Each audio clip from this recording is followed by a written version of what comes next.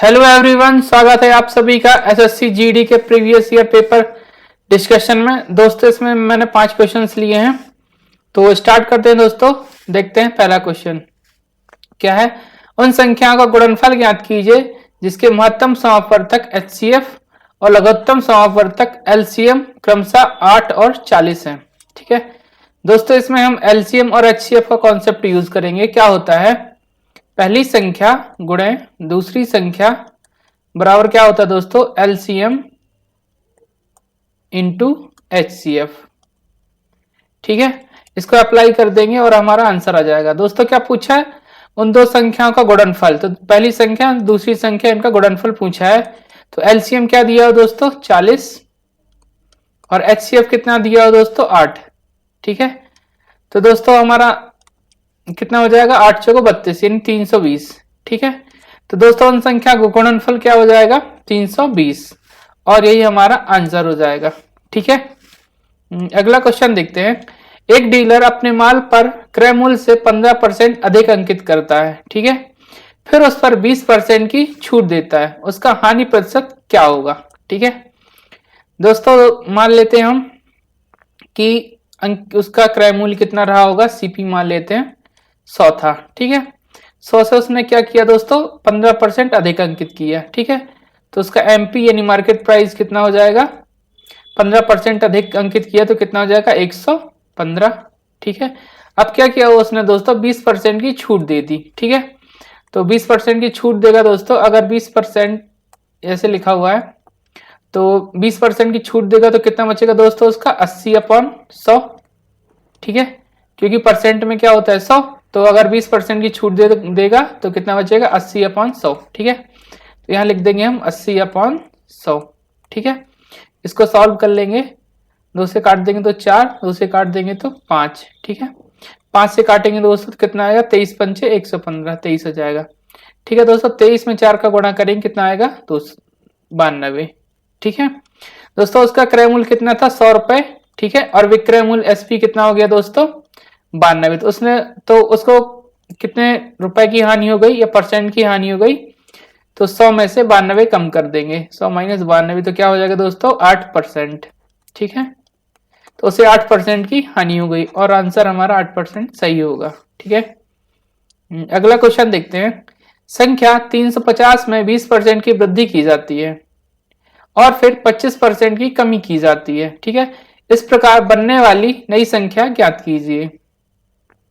दोस्तों क्या करते हैं, 20%, अगर कोई मान लीजिए संख्या कितनी थी, 100 थी, तो क्या कर दिया उसने, 120 कर दिया, 20% बढ़ा दिया। ठीक है, अगली बार क्या किया दोस्तों, 25% कम कर दिया। अगर संख्या 100 थी तो 25% कम कर देंगे तो कितना बचेगा दोस्तों, 75। ठीक है, इसी को हम इसमें अप्लाई कर देते हैं। ठीक है दोस्तों, उसकी इनिशियल वास्तविक संख्या क्या थी, 350 थी। ठीक है, उसने 20% अधिक अंकित कर दिया। ठीक है, तो 100 से कितना अंकित कर दिया, 120, तो 120 कर देंगे इधर और नीचे रख देंगे 100। अगली बार क्या किया उसने दोस्तों, 25% की कमी की। ठीक है, तो 75, ये 25% की कमी हो गई तो 75 अपॉन क्या कर देंगे, 100। ठीक है, इसको सॉल्व कर लेंगे दोस्तों, तो क्या हो जाएगा, इस 0 से कट जाएगा, 2 से काटेंगे तो कितना आएगा, 6, और यहाँ कितना आएगा, 5। ठीक है, 25 से काटेंगे तो 3 आएगा, 25 से काटेंगे तो 4 आएगा। ठीक है दोस्तों, इसको भी काट लेते हैं तो 3 इधर आ जाएगा और 2 इधर आ जाएगा, 2 से काट लेंगे। 5 इंटू 2 कितना हो जाएगा दोस्तों, 10। ठीक है, 10 से 1 0 ये कट जाएगा। ठीक है, 3 इंटू 2 कितना हो गया दोस्तों, 9।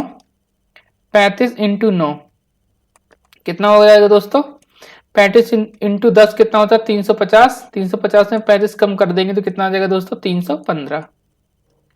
ठीक है, तो उसकी संख्या कितनी बची दोस्तों, 315, और ये हमारा आंसर हो जाएगा। ठीक है, अगला क्वेश्चन देखते हैं।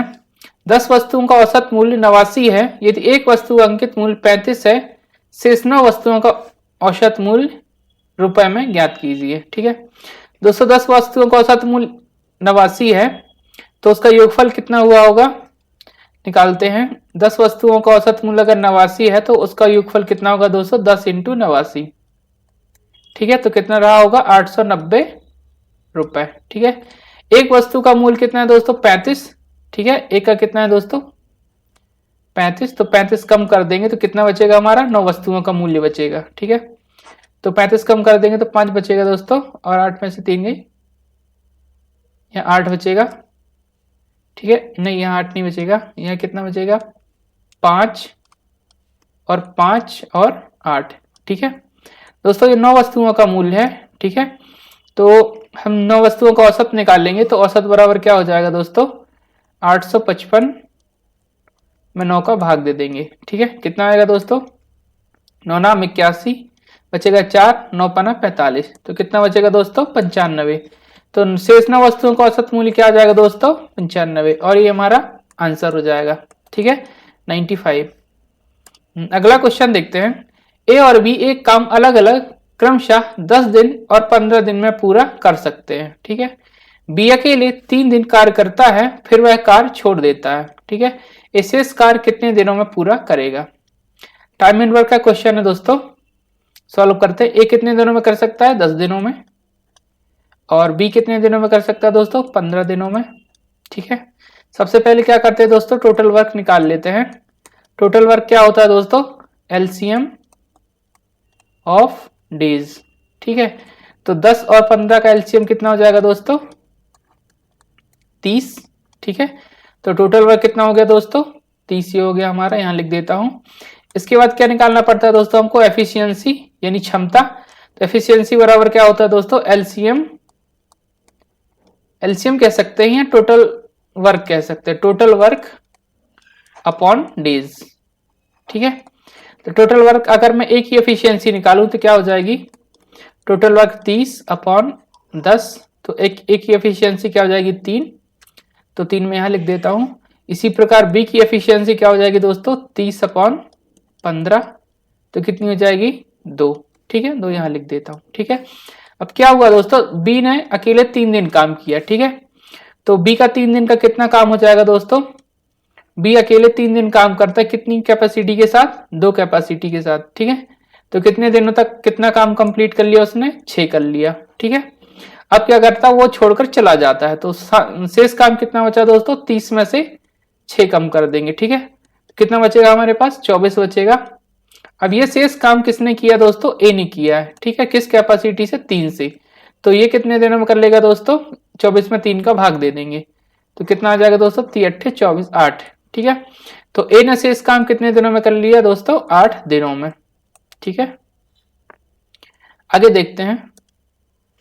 तो सारे क्वेश्चंस कंप्लीट हो चुके हैं दोस्तों, थैंक्स फॉर ज्वाइनिंग अस। अगला वीडियो जल्दी आ जाएगा मेरा। ठीक है, तो अगर आपको वीडियो सेशन अच्छा लगा हो तो प्लीज सब्सक्राइब दिस चैनल। ठीक है, और अगर आपको 5 क्वेश्चंस की पीडीएफ चाहिए हो तो आप टेलीग्राम चैनल ज्वाइन कर सकते हैं। ठीक है, थैंक यू।